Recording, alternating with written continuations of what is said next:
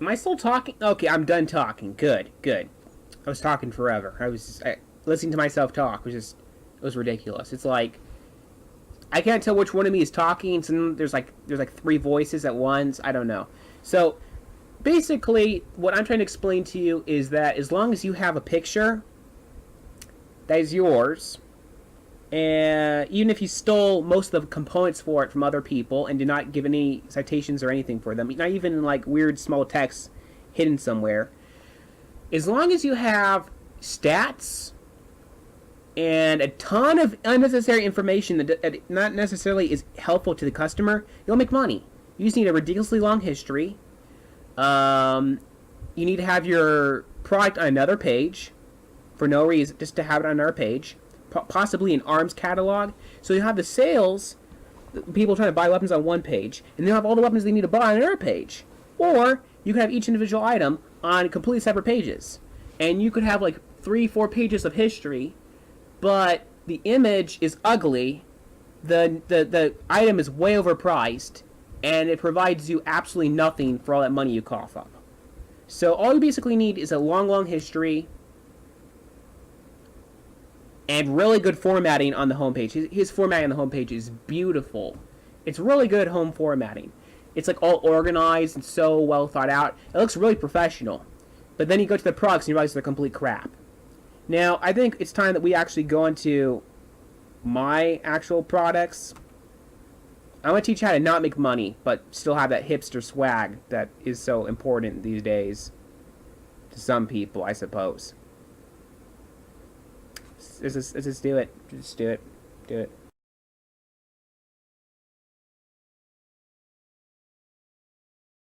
This is my best-selling product. It's cheap, it's plentiful, it's efficient, and it does its job. It has a history, it has a use, and it's actually technically military surplus or reproduced military surplus. Meaning it's very easy to make, or there's tons of it already made on the market. I update the art periodically to make it look better and better. It's a good product, it's very simple, it doesn't waste people's time. It doesn't have a long history that I have to explain to people, even though it does have a long history. It's been used many times, but I tell people those times, I just need to tell them, this is the product, this is what it does, this is what it costs, it's a good product. It has many different versions, it has many different jobs. It has a certain niche, and a certain job, which is also filled by this vehicle right here. It's a BTR-60 that's been updated.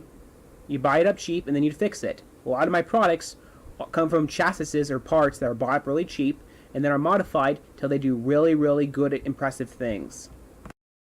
This is a product that identifies my nation and my brand. This is a version of the T-62 that was built with a smaller gun, so it wouldn't have all the problems the T-62 supposedly has in my eyes and in the eyes of my nation. Now, all we had to do was we had to look at all these tanks that are lying around. They were very cheap because they were just lying around.